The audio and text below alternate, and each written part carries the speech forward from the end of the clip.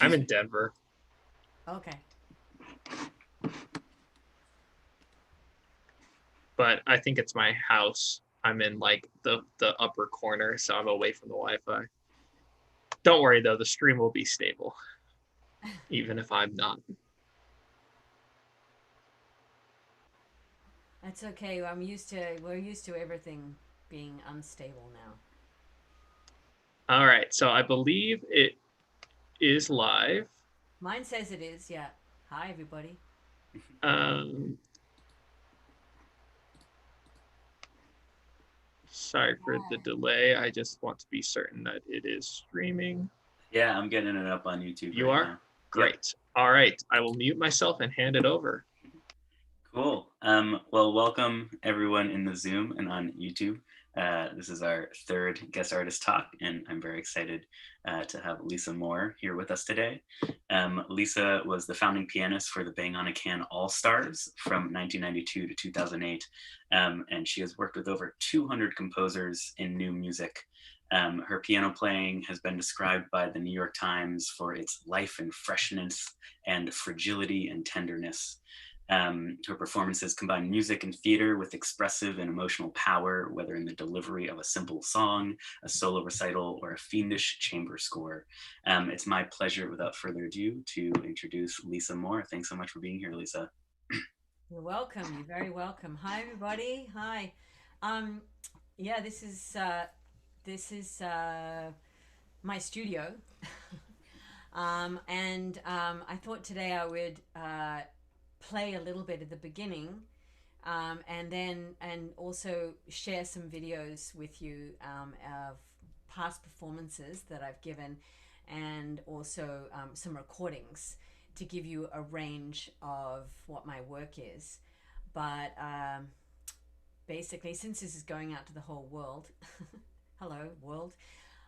This is I'm a basically trained concert pianist, and I started doing contemporary music when I was in first year university at the Sydney Conservatorium in Sydney, Australia. And I just sort of found a niche for myself and kept going with that. At the same time as I kept playing classics and going through until I got my doctorate at Stony Brook. And so I've tried to keep my repertoire as wide as possible with a focus on new music. And that focus was very much a practical approach to how to survive in new music in the music world, because I could see very quickly that only like 0.1% of the population of pianists were getting to be classical pianists playing repertoire. Can you hear me okay with the mic? Um, and so I was thinking, well, what am I going to do? And I became friends with composers very quickly, like in my first day at Sydney Conservatorium. And I'd never met a living composer. So and they asked me to play their music, and I started to play it and realized I had an affinity for it, and liked the sort of usefulness that I had in society, that it was that this was something that not many people wanted to do, and so there was less competition at the same time as it was really very inspiring to work with uh, people on their music, to actually give a composer what he wanted or she wanted. And sort of my business has been to please composers. Um, and not really, but that's just a little bit of an exaggeration. But it has definitely been to work with composers and to work with other artists as well in different media. So I thought I would show you, first of all, this COVID studio that I set up, and play a little bit. My good mic just blew up last week for no reason. I had it for 10 weeks. And So I'm using this little iRig mic, which I just got a few days ago. And I got some lights, And so I got some little colored lights, which I can change to a range of about 12 colors. And I got like a, a, a thing that drops down, you know, like a thing to cover all my mess when I'm doing movies, shooting from the other side. I got myself a camera, a nice Fujifilm X100F, which takes video but is basically for still photography, but it does take really nice video. Um, I got myself a ring light for lighting, because that's the big thing, because I saw that a lot of musicians were doing things in very boring settings with bad lighting, and these things are really cheap. Like the ring light was like, I don't know, $15. This thing hanging down is like an old Turkish thing I got in Turkey about 20 years ago. It was free from a rug maker. The piano I've had for years. It's a 1943 Steinway B, and the lights were like $30. So that's very little. The mic that I had that was broken was $160. This mic is $130. So we'll see how long this one lasts. But I've been talking today in prior to this how to get geared up for COVID-19, because no one knows what's going to happen, and but my instinct is that we're going to be here for a while. Possibly live concerts as we know them may not come back until 2022. Because if you think about it, the vaccine's going to take 18 months, right? If we have a vaccine. So that was from last January. So that puts us in the middle of 2021. And then by the time everybody gets the vaccine, and then by the time everybody gets back into business, it may be 2022 now. I'm a sort of realist. I don't think I'm a pessimist, but I do think I'm a realist. And listening to the science, I think that's where we're at. So I would just, encourage people. Now, I thought I would play a little music for you, and you can see how it sounds. I'm using Ethernet, and so hopefully it'll be pretty nice reception. So I'll see if this is set up right. Does that look good? Got the... Okay. So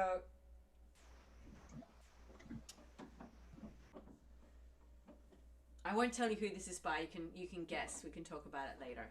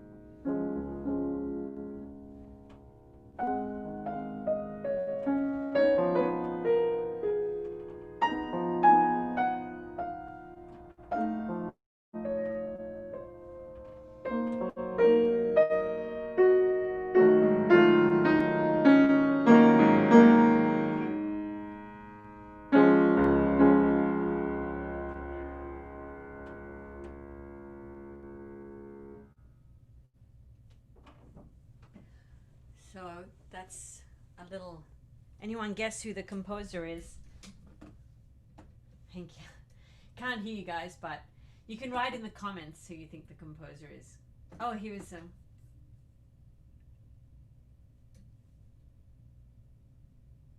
Nobody's guessed yet.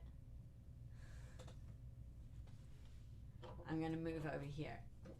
Okay. So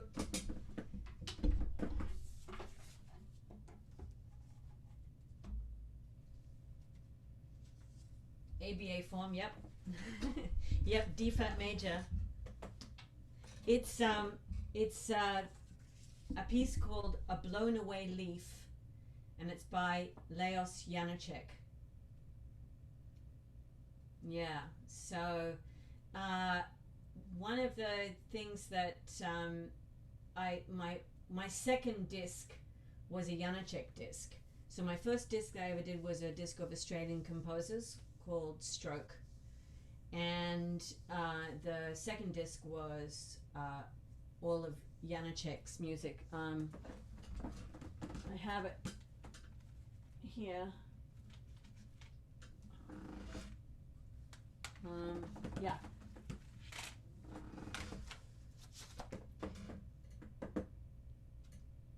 And it's very difficult to get that disc, so I'm actually working on that. One of the things I'm working on while we're in COVID is taking care of business, taking care of things that has been left behind over the years of just being on the road and playing concerts and practicing and, you know, all that sort of stuff. So it's a nice way to clear your archives and find out, you know, chase up money, including royalties and things like that you just kind of let go. So I have, oh, someone's writing interesting things. I would not have guessed Janáček. Oh, I love Janáček. Interesting. I listened to an album, Janáček's Forest Path or something. Yeah, it's called On an Overgrown Path, Julian. And Lara, subdivisions are really interesting. I was trying to hear them in threes at the beginning, but then it became clear that it wasn't in threes. Yeah, you know, it's in 5/8. So it's a kind of interesting thing. Actually, Janáček's very often moving, changing time signatures. He changes time signatures and he changes mode a lot. He shifts between major and minor and whole tone and pentatonic, and so Mixolydian. He does a lot of what I think I think in a way he's kind of a model for a lot of tonal composers that are writing tonal music today. They should sort of turn back and look at Janáček a little bit and see how he twists and turns the harmonies. That one is more harmonic and conservative than a lot of the other pieces. But I also love the irregularity of the music, and yet the lyricism on top of that, and also the way it's sort of really highly emotional at the same time, like sudden changes in dynamics and tempo changes as well. So I'm just a great lover of Janáček's music, and I continue to put him on concerts of new music as a kind of entry into the world. Kind of relaxes the audience a bit. I often start also with like a Philip Glass etude or something to kind of clear the air. And actually I thought I would share with you now a piece that I started a project last year with a composer in Australia called Kate Neal, Neal, and she went to Princeton. She currently lives in Melbourne, and she teaches at the Victorian College of the Arts. She curated a program with me of solo piano music, but her stuff had animation, and she recommended that I start the concert with this piece by a Dutch composer, a woman called Mayke Nas, Nas, Mayke, and Nas, Nas, and she lives in Holland, and she does a lot of really quirky stuff. So this is called, I'm going to share the screen. This one is called Cleaning Instructions. Why can't I see it on my list? You know, you set this stuff up and then it goes away. No. Yeah, here she is. Share computer sound. Share.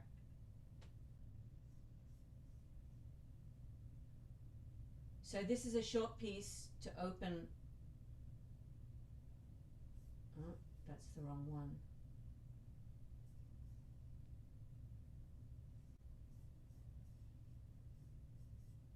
I don't think this is going to be the right one. No. My system's not working. How about that? I'm going to stop the share for a moment. And I'm going to go like this. And I am going to do it the old-fashioned way, which is, here we go. So now I can do it. I'm going to share the screen.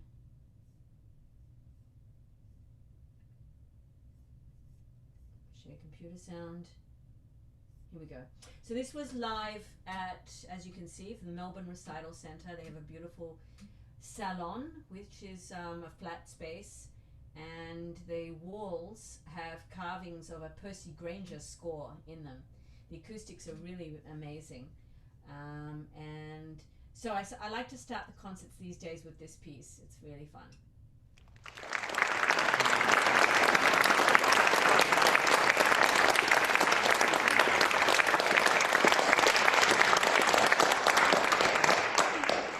It's called Cleaning Instructions.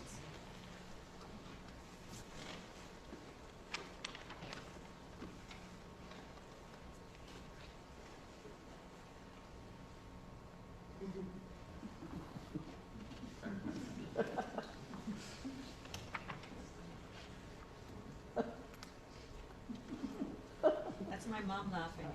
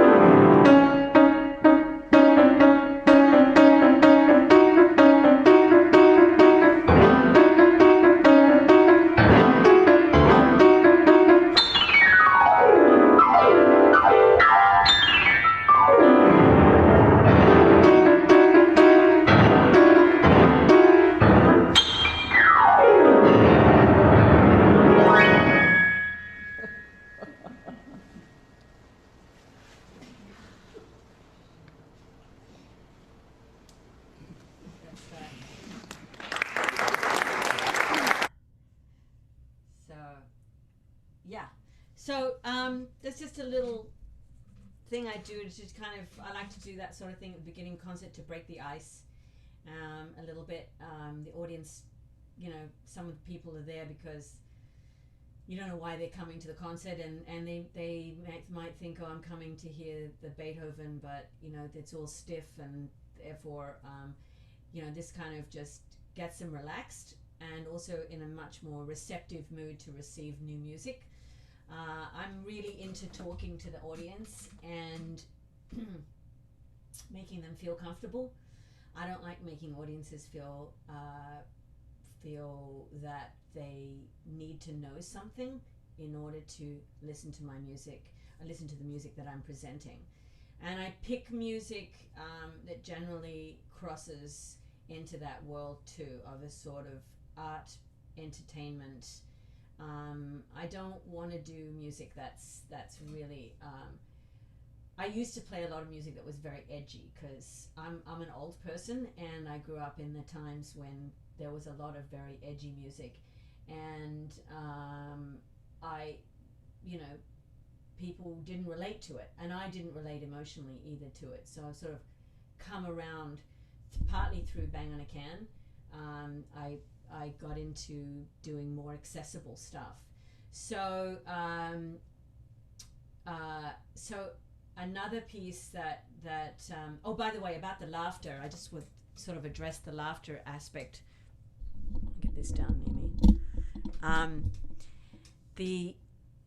It's an old theater trick, and that is, if you want people to laugh, you have to set up someone who's going to laugh in the audience. So I asked my mom, I said if she could get it started. It sort of worked, but she dominated, as you heard. So that was fun. I wanted to share next a piece that I did with Kate Neal. Part of the whole reason for this concert was to commission a work by her called The Commuter Variations. And if there's time, I'll play that. But first of all, I want to get through quite a few videos. So I'll play a shorter piece that she wrote a few years ago called Novel Instrument. And in this piece, she takes novel, as in the novel that we read, and takes the shape of a bookshelf, and kind of the animation artist Sal Cooper relates that bookshelf to the keyboard and the piano, the shape of the keyboard and the piano. So there's a kind of play between imagery of the keyboard and also the bookshelf. So Sal Cooper and Kate Neal have been working together on some very interesting projects for quite a number of years. They both have very quirky sense of humor. So now I'll try to share the screen on this one.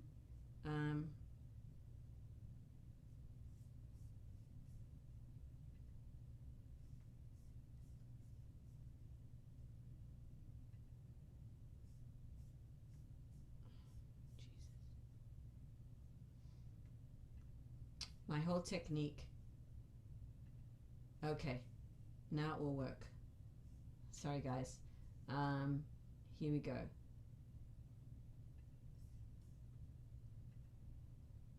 So this was the next piece on the program after the cleaning instructions.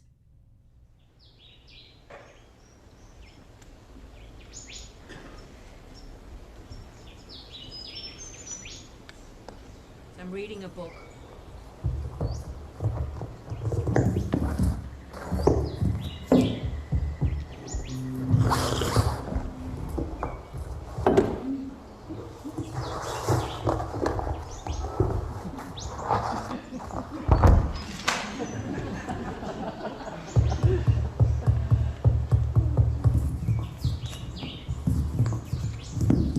Basically, I'm imitating what she's doing above.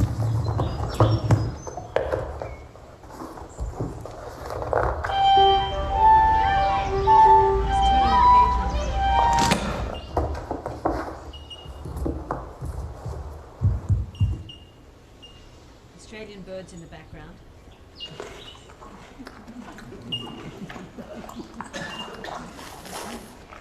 Eating an ice cream.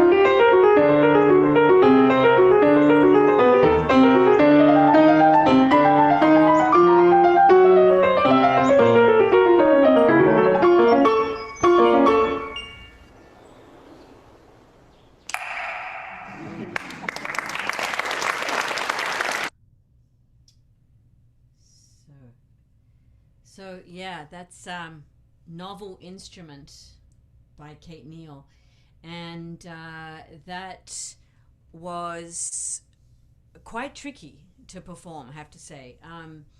The had a click track, and but it had to be extremely precise.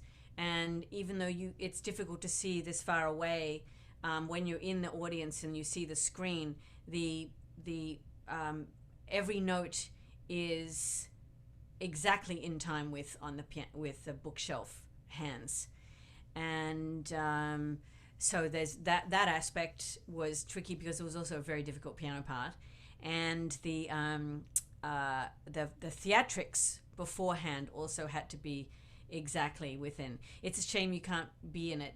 The thing with that sort of piece is it doesn't really translate into a recorded work very well. You really have to be in the audience, and there's really not much you can do about that, because it really is about seeing the scale, the play of scale, of large to small, and tiny little things that the pianist has to do. Like at one point, I don't know if you saw, but I stir the cup on the right hand side just when they're stirring the cup in the picture, and the what we call in Australia paddle pop, the I don't know what you call them in but just an ice cream that's on a stick, that the cartoon starts eating it, and I take the stick out of the book and it's a bookmark, and I lick it, and then I use it as the stirrer on the coffee. So there's things that aren't quite right. So that's kind of quirky. I like that. Yeah, popsicle stick. Thank you. Yeah, we call them paddle pops. And so she wrote this. We wanted to do a bigger project together, and she wrote this. I think it's a 20-minute piece called The Commuter Variations. I can play a little bit of it. And let me share a little bit of it. Same animation artist, and this time the theme was to explore the quirks of commuting. So going to work, the things that we do every morning when we're out and about. And originally, she wanted it put on. Kate wanted it to be put on all the trains in Victoria, in Australia, so that people would see it when they're going to work. They would see, those little television screens you sometimes get in modern trains. But of course, the Department of Transportation didn't quite go for that. So that we still haven't succeeded in convincing. Art in public spaces is still a tough one, unless you're a very famous sculptor or something. So this is Commuter Variations. I probably won't play the whole thing. I'll just play a couple of these for you, just to kind of. So this is the final work. Oh, what happened there? Sorry, I'm really screwing up on this. Here it is.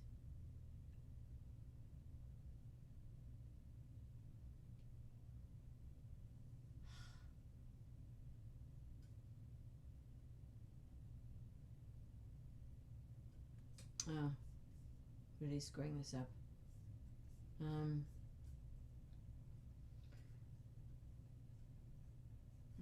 Okay, go back to my Zoom. Oops. Hey Lisa, maybe while you're figuring this out, I just have a quick question about the last piece. Yeah. Was there talks with Kate about how to distribute it in like public media? Like, is it on Spotify? Did you decide to not put it on streaming services because you wanted the visuals to be like married to the project? Oh, yeah. That's the point. I mean, I think that her music actually does hold up without the visuals very well, especially in this next one coming up. There's one etude that I do she's not adverse to that at all. The one of the ones that I do in this commuter variations is while I'm sorting this out is here it is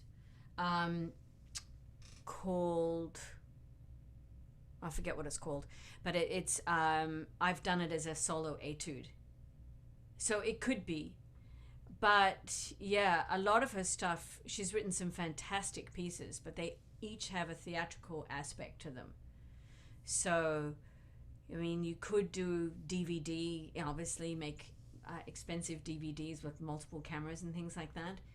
But I think that's been one challenge to her for her work, has been to get herself out there, is that her stuff is really embraces media in a way that is not so easily transportable or transforming into that. So here's the...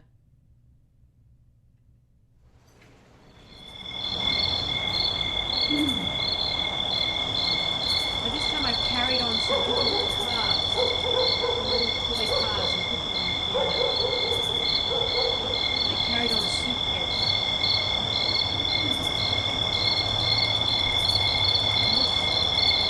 This kind of animation is very artistic.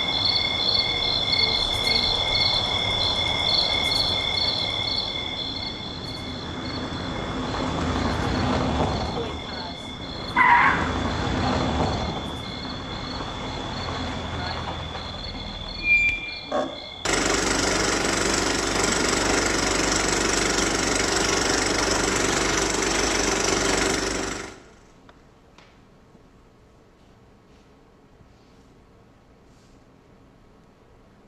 This is a series of short movements.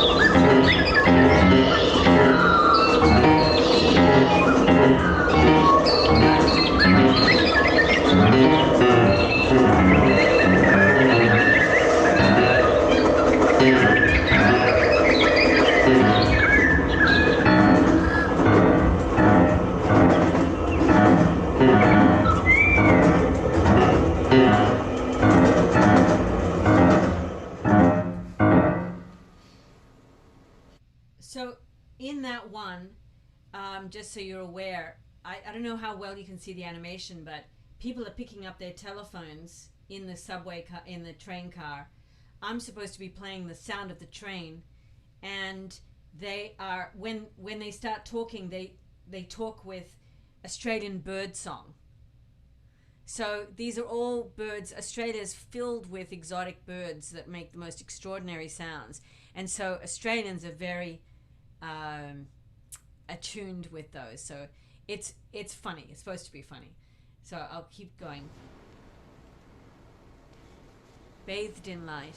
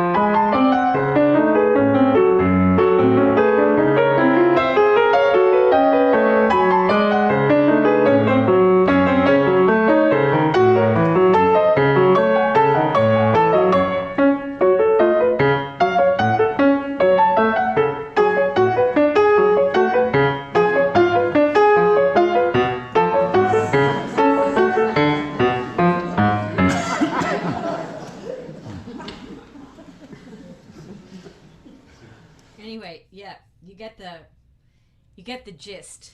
So there's a play on words and like as well, like foot traffic, and the guy bathed in light. He's having actually a bath in the light, and the packed in like sardines.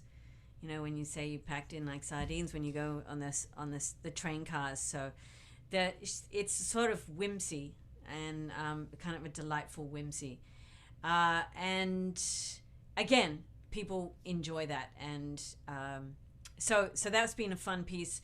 I was supposed to do it in March in Milan, and of course that was cancelled. And but I think commuting, everybody relates to it. So there was a kind of a thing. To go back to your point, Peter, though, about recording, I was now I think what I should do is record the music and just put the cartoons out, because it's not necessary that there is a point in which I get up and take the toy cars and I run them along the floor, and there's this kind of funny moment.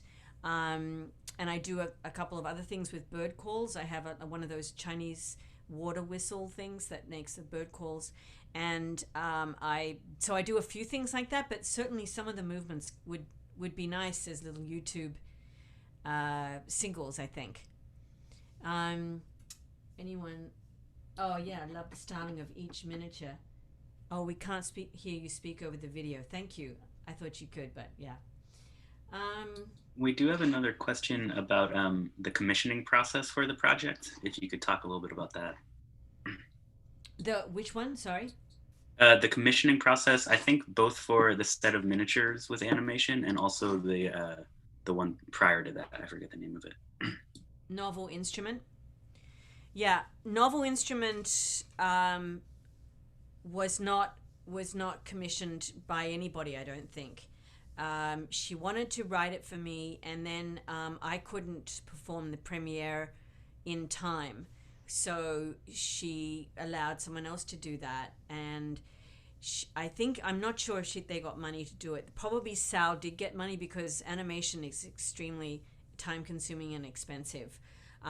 With the commuter variations, I proposed to the Melbourne Recital Centre that they do a Kate Neal concert, because they are starting to do portrait concerts, and they were going to be celebrating Louis Andriessen, and she studied with Louis.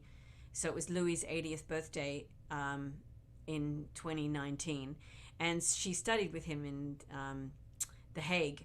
And the director of the Melbourne Recital Centre hadn't really heard of Kate, and I was like, wow, that's amazing, because she's 40 something, and she's been around and doing really interesting stuff. But again, I think there's a context, and so anyway, a lot of time went by, and then they came up with this money at the very last minute for her, and to do this piece, and to finish this piece that we had been talking about for a while, which was to get it up for the Department of Transport, and to put it in, have me actually playing in train stations with a large screen on a keyboard. That was that idea, and how to get music out into the public and out of the concert hall. And of course, it's tricky when you're trying to do refined things like this. It's one thing to have a rock band outside or amplified band. I mean, it costs a lot of money, but to just get a keyboard out there and a screen and have it look right and all those sorts of things are a big challenge. So the director of Melbourne Recital Centre, Marshall Maguire, he got in touch, and he said, let's do it for this 10th anniversary of the recital hall. And so it was part of their 10th anniversary commissioning project. And so we were just very lucky, and it was supposed to be 45 minutes of music maximum for the whole program. So I started with cleaning instructions by Making Us, and I played some Ligeti, I played some Martin Bresnik, I played some David Lang, and commuter variations, and I also did this other piece called Danny Boy,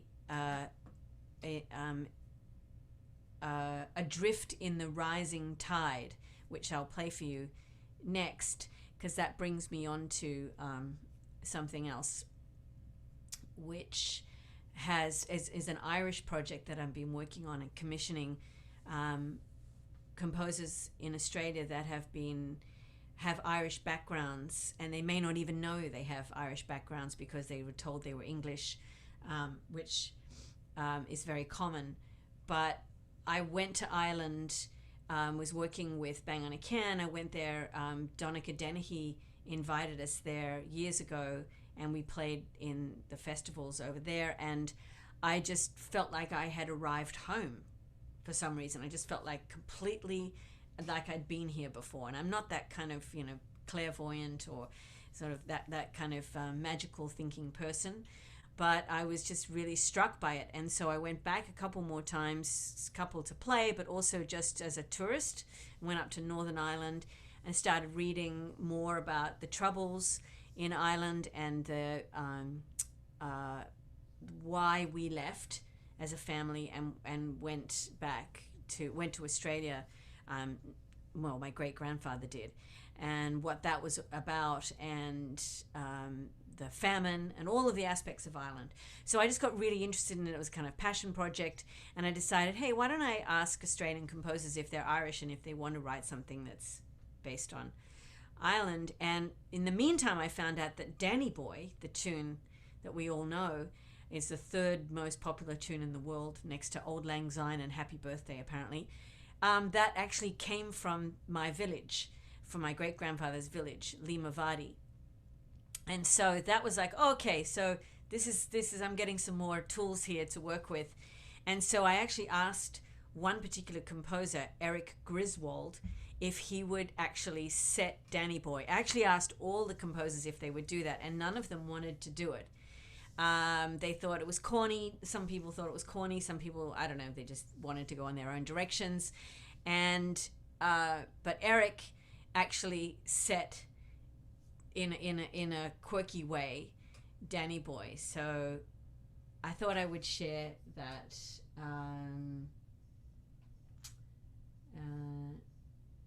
Mira Kalix, I have heard of the composer. She has a piece which was done in China on a bus route. Oh, I'll have to check that out. Thanks, Lara. All right, so let me see if I can share this one easily. Probably not.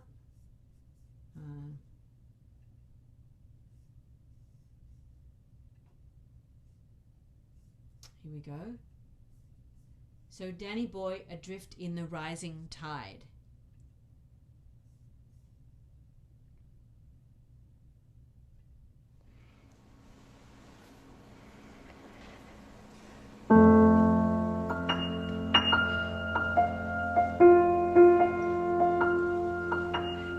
Danny?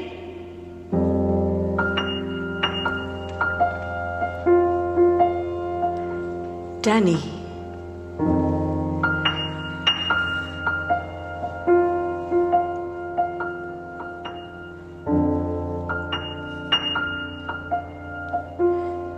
Danny.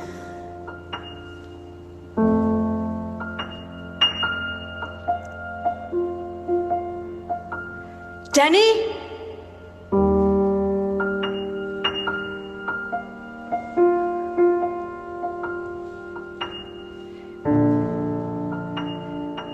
Danny.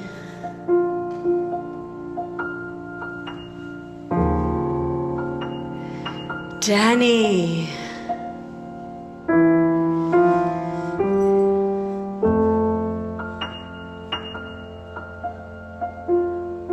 Danny.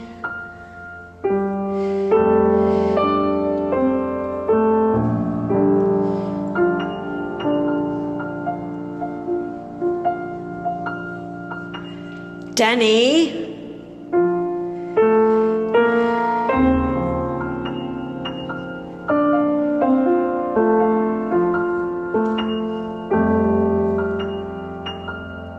Danny.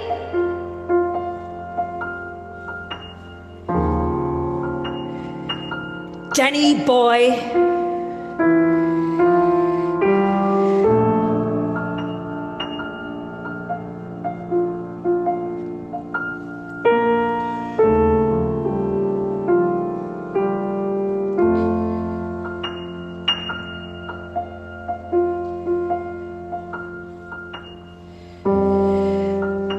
Danny.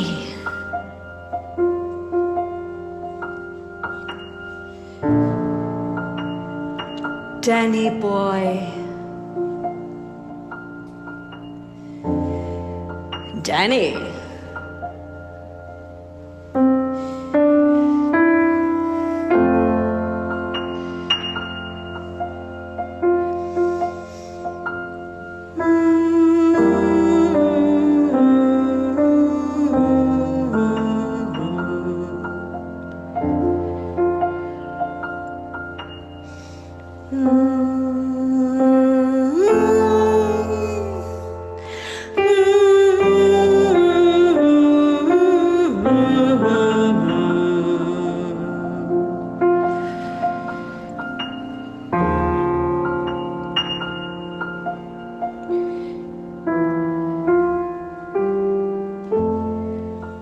Danny.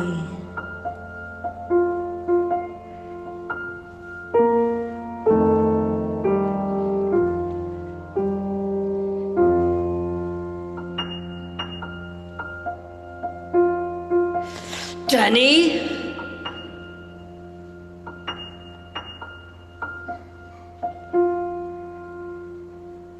Danny.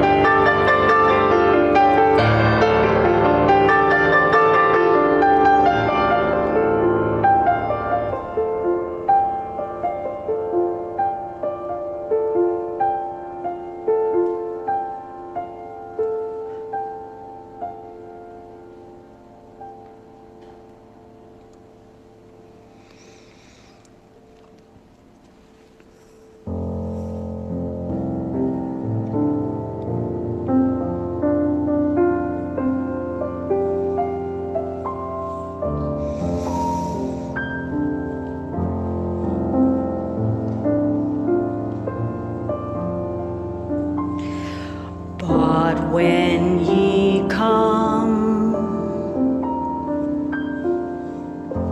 and all the flowers are dying,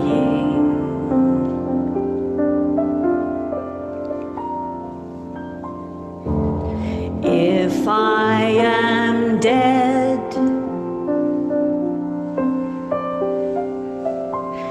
as dead I well may be,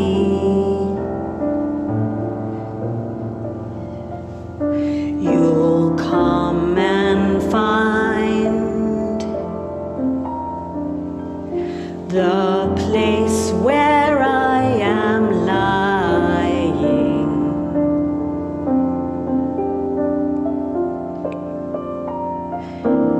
and kneel and say, an Ave there for me.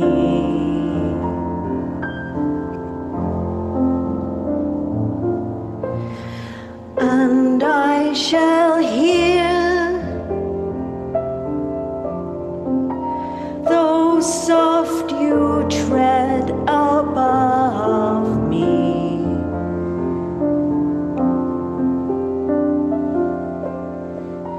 and all my grave will warmer, sweeter be.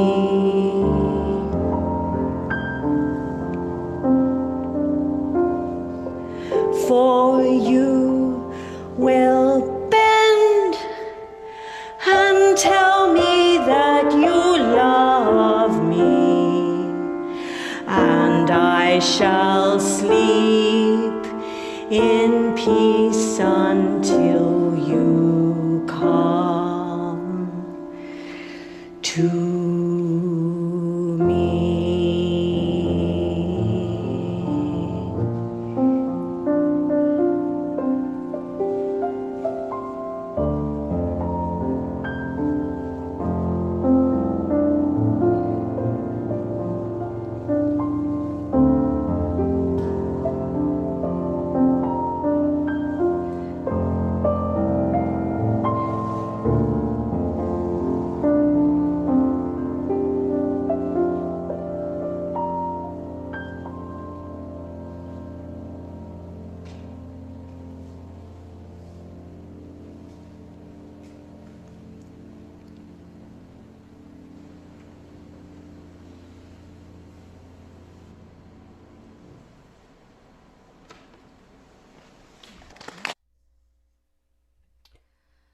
So, yeah, that's a very hard song to sing. Actually, it's got a huge range, and yeah, you must know that, Peter. um, so that's quite moving. That setting, actually, a lot of people were very moved by that, and oh, there's a lot of questions coming in. Yeah, the vocals. I'll go from the were the timings and the dramatic effects of your Danny iterations prescribed or free? Good question. They were prescribed. He had an emotion attached to every single iteration. So angry, worried, loving.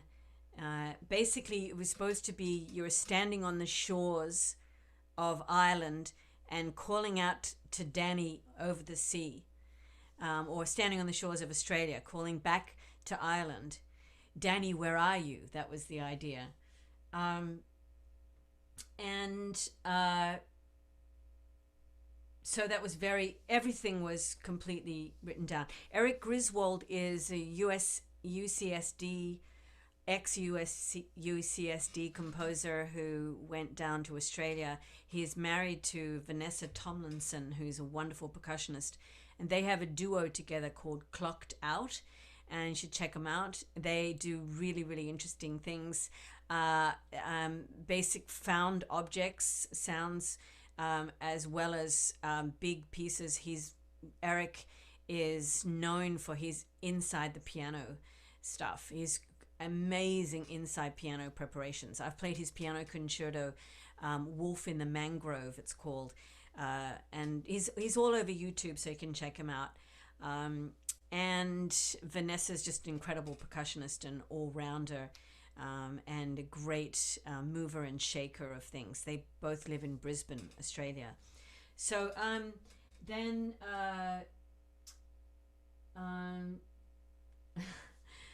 someone said, Julian says he's thinking of The Shining. Yeah, it's kind of creepy.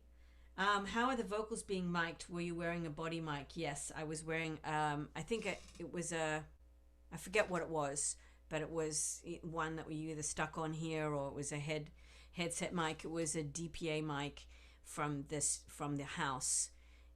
They had a very nice one which at first they said I wasn't going to be able to use, but then they somehow found it. And yeah, so that was nice miking.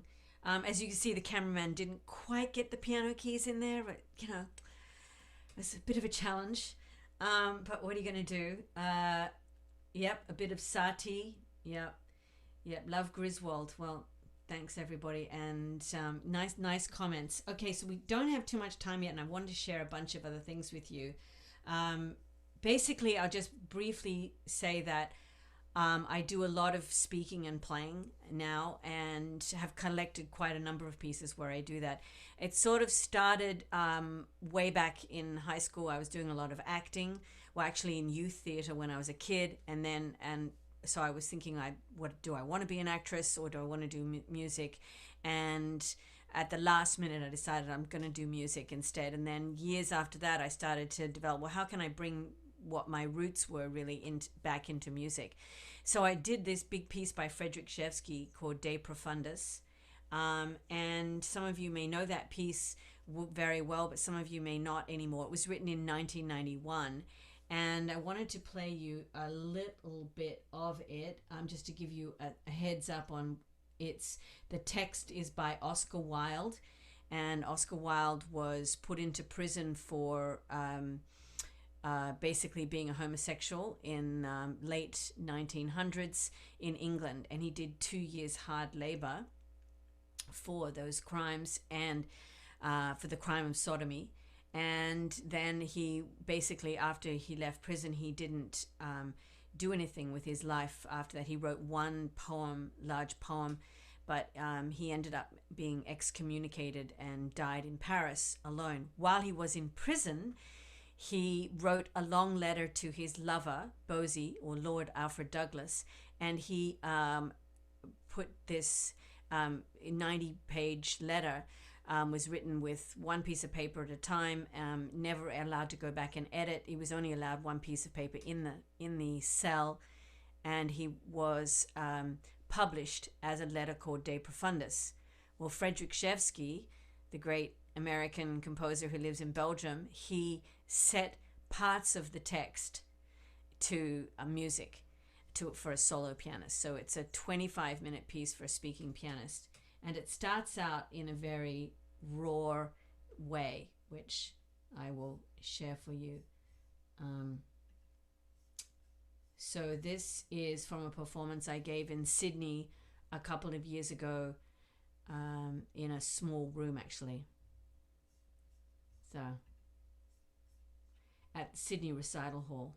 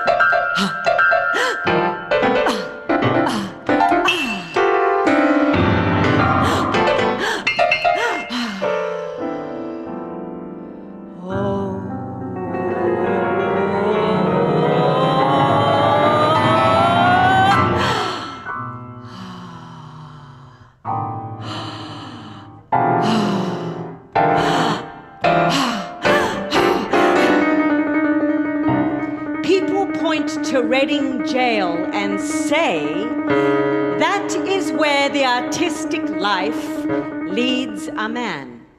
Well, it might lead to worse places. Mechanical people to whom life is a shrewd speculation, depending on calculation, always know where they are going and go there. They start with the ideal desire of being the parish beadle. And they succeed in being the parish beadle, and no more. A man whose desire is to be something separate from himself succeeds in being what he wants to be. That is his punishment. Those who want a mask have to wear it. But with the dynamic forces of life, it is different. People who desire self-realization never know where they are going.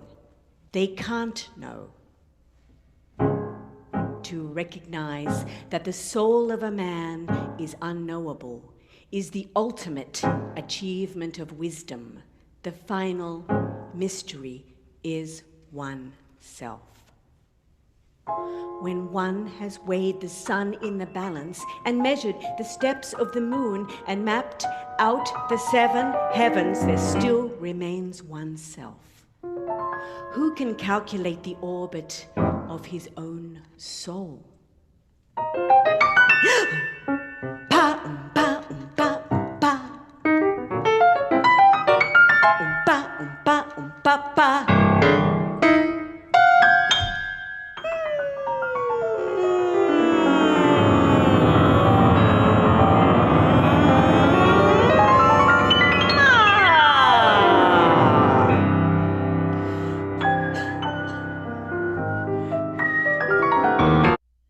Okay, so I'll cut out with my very weak whistling at that point.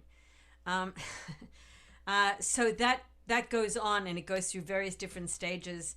Eventually, you're sort of hitting yourself, and there's a fugue. A pianist has to play a very difficult fugue, an enormous section of running notes that non-stop for about 6 pages. In the end, you're left sort of just, with your heart on the pavement. Basically, there is nowhere to go, and it's very, very successful dramatic piece, and so that's kind of where I started to learn how to play and speak at the same time. It's our Boyzhevsky, someone comments. Yes, it's our Boyzhevsky. Well, Frederick Chesky has actually just written me a new piece, and so I'm learning it now. Amor Amoro, it's called, and it's kind of late Jevsky, and it's really quite tragic in a way. It's very sad. It's very motivic, very Beethovenian, and I'm really excited to perform it, and also thinking about, well, what's going to happen if we go on in this COVID thing for 2 years? Will I do it online, or will I save it for concerts? So that's another question we're all, I guess, asking ourselves as performers. Before I go, I think I'm gonna leave.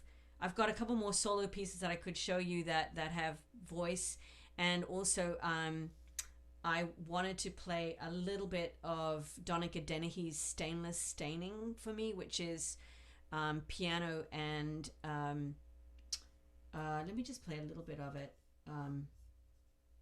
It's piano and electronics. If I can find it.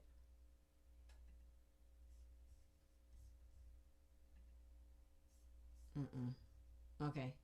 That's going to be too complicated right now.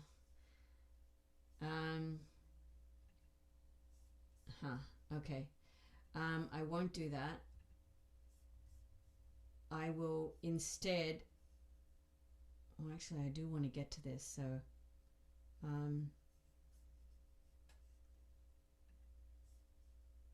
excuse me.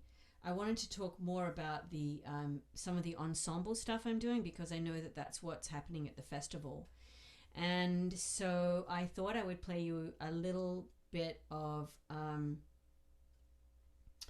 a piece that a group that I play with called Grand Band, which is for 6 pianos.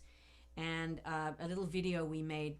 We just did a concert in February, right before the lockdown, and this one I would love you to see. And it's a little demo that we made to promote what we're doing. And the first piece we do in it is a piece by Missy Mazzoli. And that actually has film and animation with it. But this is just a rehearsal at Steinway at the factory. So I thought I would play you a little bit of this demo. This forever. It's perfect. The sidelines are great. And it's amazing sidelines. All right, let's do this. Shall we do it? And hey, Paul, you got the clicks? Right, slowly. Which ones are all there, Christine? What do you got the clicks? I'm getting clicks.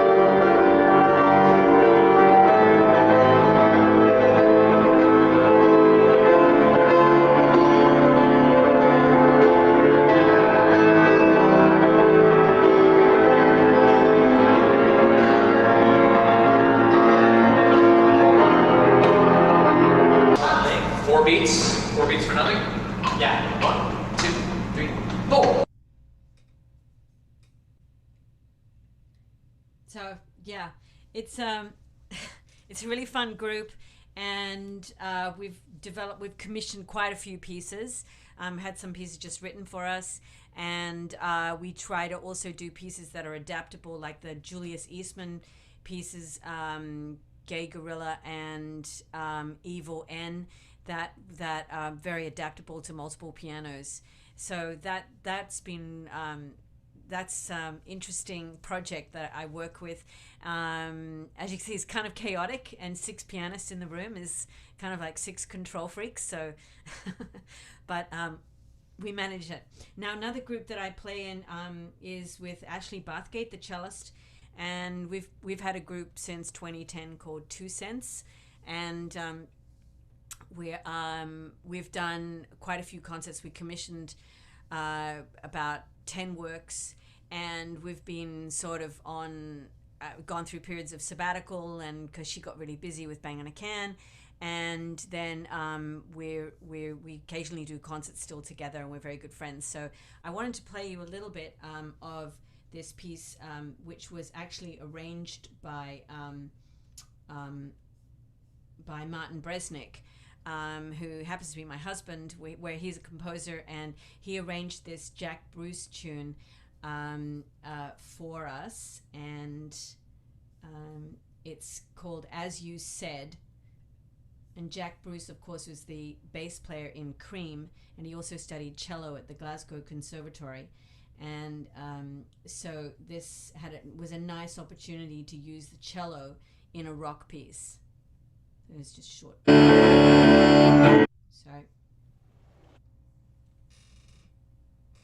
Oops.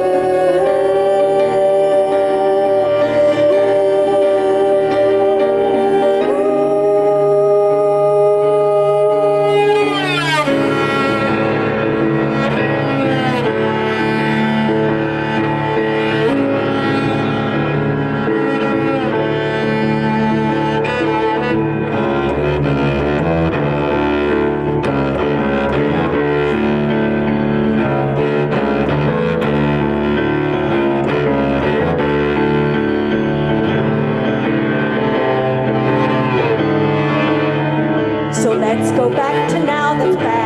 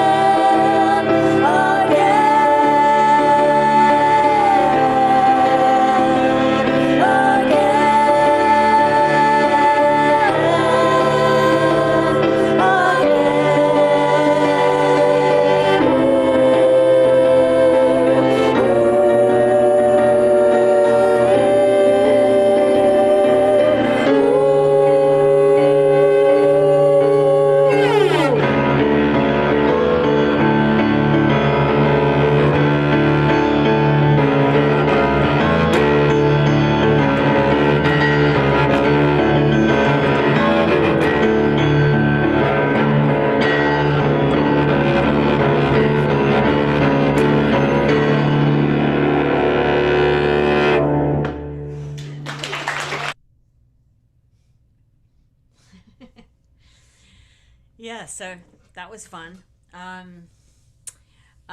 Difficult to sing harmonies like that and play groove piano and stay in tune and all that stuff. So, but yeah, that's a fun piece. We've had a lot of hits on that on YouTube, which has kind of been interesting.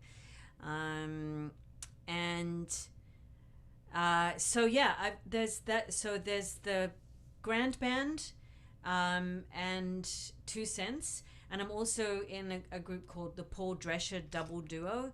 And I don't know if you know Paul Drescher out in San Francisco, but he is an instrument builder, and he built himself this enormous instrument called a quadrichord, which is basically strings strung like a giant cello in a way, and he bows it, and he writes pieces especially for that instrument.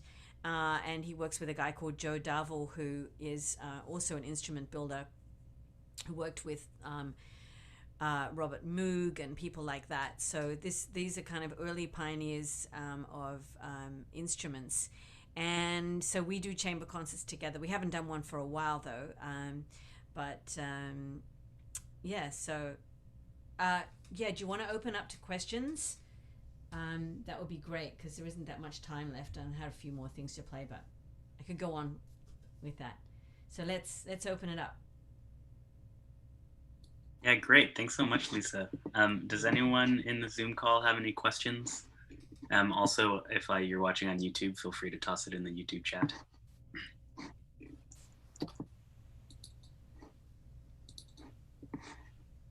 Yeah. I guess mine was if there's like a way of getting in touch with you after this. Sure. Absolutely. Because all of your projects are really cool. Thank you. Yep. My website is lisamore.org, and then you can get in touch with me. Anyone can get in touch with me through that. And my email's there. You can write there, and it just comes straight to my inbox. Or if you're working with the festival, feel free to get my contact from anyone in the festival. But yeah, absolutely, we'd love to hear from you.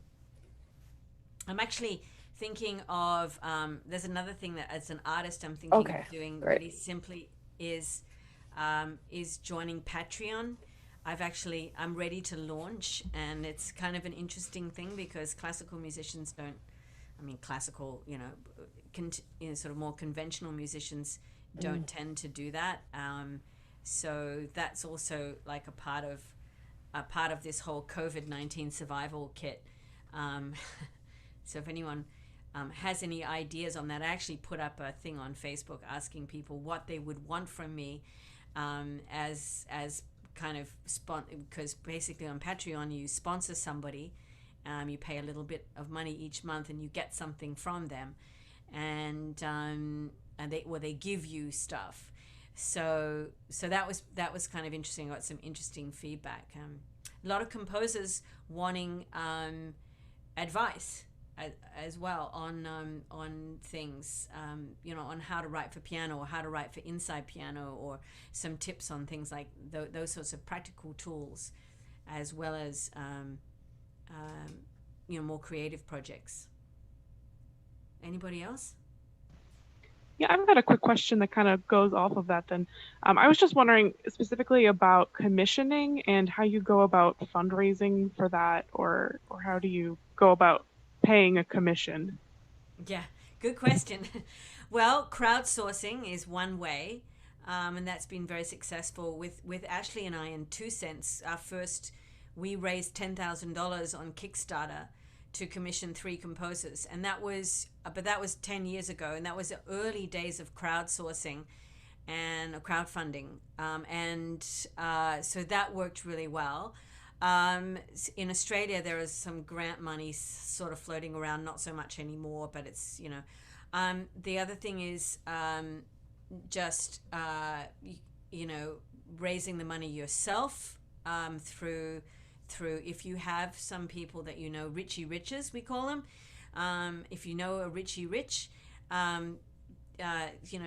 keep in touch with them, and if they're interested in what you do artistically, don't be embarrassed to ask them. Sometimes a small commission fee is like nothing for them. Literally, it's like, you know, going out to dinner for them is just nothing. And that's another way, other than paying for it yourself, or having a barter agreement with a composer. Like, if you write me a piece, you're just getting started, I'm just getting started, I'll play it, I'll put it up on YouTube. You know, you can both benefit from mutual help in this way. I think but thinking creatively about how to raise money, it's really hard. It's really hard to ask people for money. With the Richie Riches, it's particularly hard, but you know, it's there are people out there with oodles of it, and they want to give to the arts. They need a tax break. And I think if you do it in a way, you know, where you make a formal proposal, this is the piece, this is the length of the piece, this is what the piece is going to be about, and I'm going to be hoping to perform it at such and such a place. The other thing is, if a composer is going to write a piece, you can tempt them by saying, I'll do the premiere in Montreal or in New York, and that will also help the presenter at the hall, when we get back to concerts, of course, program it, because they also like to have premieres on concerts. A premiere is a catch, it's a hook. So I think it's mutually a good thing to get into.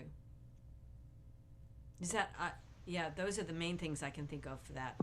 Yeah, thank you. If I think of anything else, you can be in touch. I have a question. Yes. And you've done a lot of collaboration that has, or a lot of premieres that has visual aspects and music aspects, of course. I was wondering how much you see composers doing the visual aspects themselves, and how much they collaborate / outsource it to someone else.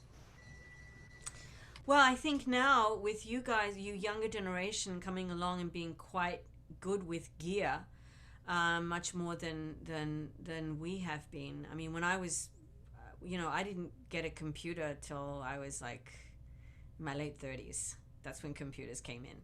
So but you guys have grown up with this stuff, and I think making video for you is probably just like, you know, having breakfast.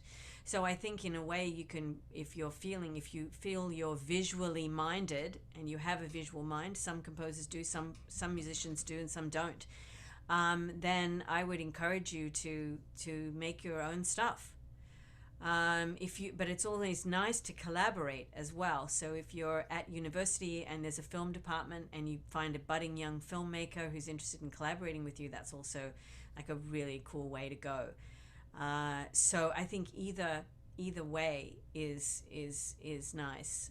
I'm really interested in film and photography myself, but as I said before, I bought myself a camera when we went into COVID, and you know, just each level is so complicated. You realize how once you learn one little thing, and then you realize, wow, I don't know that, I don't know this, I don't know that, and so it can take away from your composing and the time that you should be spending making your music really good. You know, perfecting your music is really important too. So there's a kind of fine line between that. But while we're in this situation where we have a lot more free time, it's being forced on us, then maybe that's a time to explore these, as we were talking about, recording, filming, all that sort of thing, and nothing wrong with making your skills.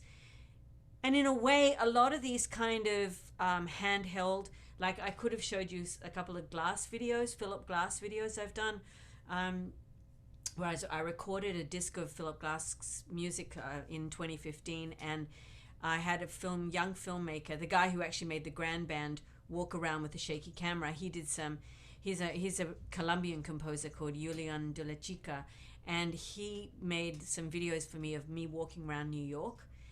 They're up on my YouTube channel, but he's a composer. He got a camera, got a really nice camera, got himself Final Cut Pro, and away he goes. And he likes to make videos as well. So that's also, you know, a pretty cheap, easy way. Once if you can afford a good camera,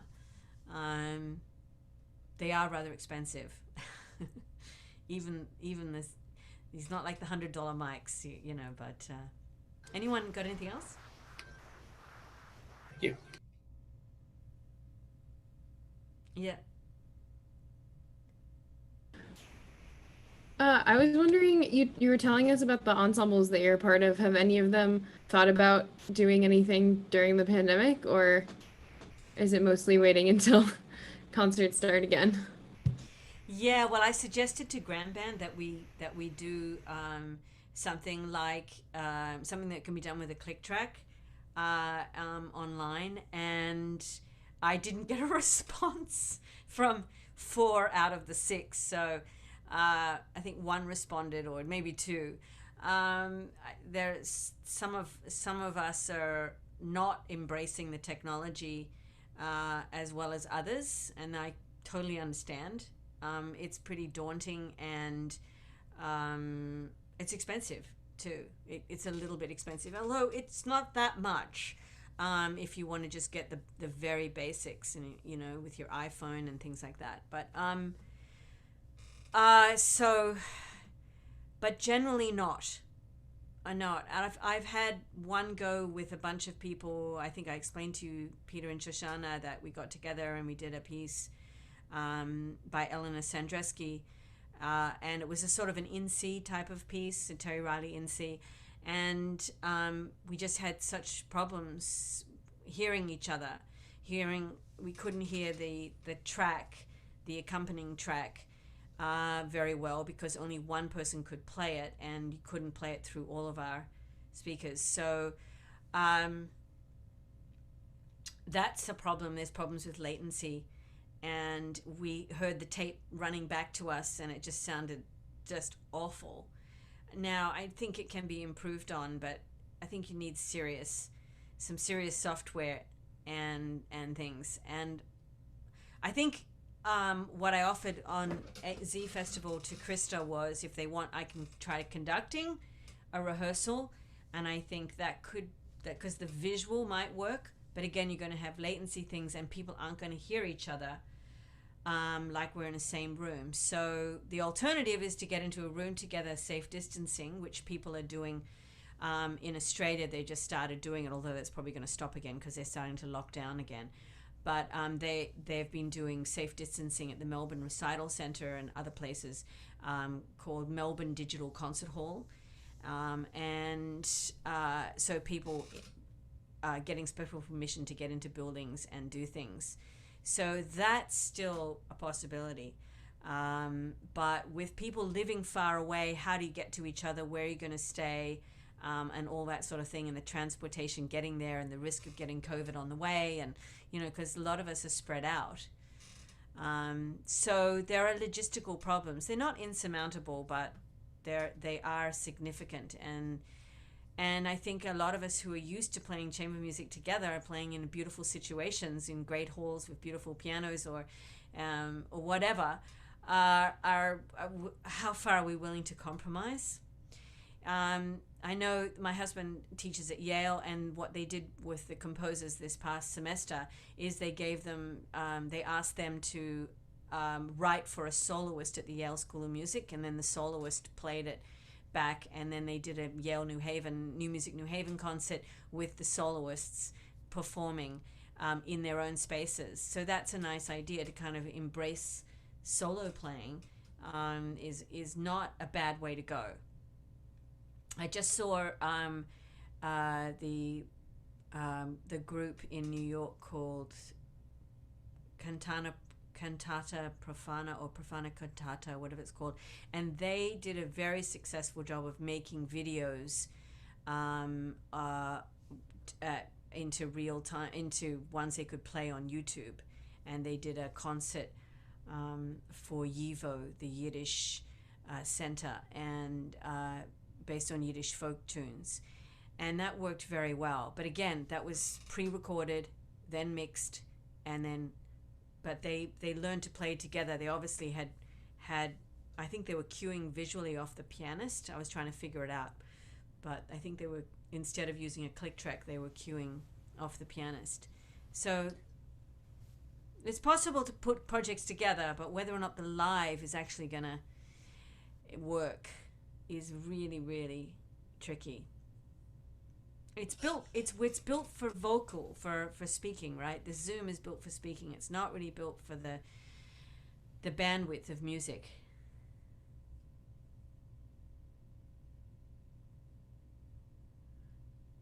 Anybody else? I mean, yeah, on that note, so my group on zFest, we're sort of recording tracks one by one with a click track and then sending around like a click track and one person playing so that people can listen to each other to some degree. Yes. I figured that's what they've been doing with the orchestras across the world.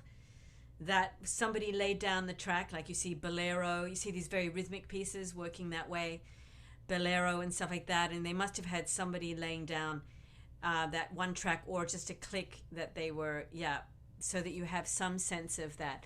Again, you could always write pieces that are more floaty type pieces as well, that are not requiring coordination, or you could do safe distancing pieces like John Luther Adams, on a riverbank, those sorts of things, outdoor pieces. But of course, a lot of our instruments are not outdoor instruments. Piano sounds like, caca outside, unless it's amplified through a really nice system. And, violin and cello just basically go like that outside. So we've got, we've adapted to playing inside for so many years, and these instruments have lasted because of that. A cello doesn't want to be outside in the sun under any circumstances. So one of the, so now what do we do, and how long are we doing that for anyway, and is it worth adapting in the meantime? I mean, I think I have, hats off to all of you who are really trying to do something. I think it's, as long as you're having a good time and seeing people and interacting with people, I think for me, just getting together to do this made me think about my studio, got me occupied, just having little projects on the way has helped me to survive this, incredible, abominable situation we're in. And I think just any distraction that we can have, that where we're using our tools and expanding them, I think is a really good thing. I just think that we can't expect too much. And if we come up with someone, there are guys that are working on this. There's a couple of links I sent to Shoshana and Peter, some tech guys that are working in software that are like, there was this 84 pianos thing that Eric Griswold did in Brisbane, and he used a software program, and every single piano across the world, that they used 84 pianos across the world, played into this software. Like, they downloaded the software, played into it, and then it was sent directly live to an engineer, and she was using 3 internet sites at once to handle the bandwidth, and that was being sent then live feed to a live video feed of images that were pre organized, and then that was sent out live onto YouTube Live. So they did a pretty good job. The sound is actually okay. The piece used a timer, so everybody set their clocks. So there were events that happened. So 84 pianos, you can imagine everybody started playing clusters going down, and then everybody, then 5 players did such and such, and then, so it was a kind of designed in that way. Anyway, that software does exist.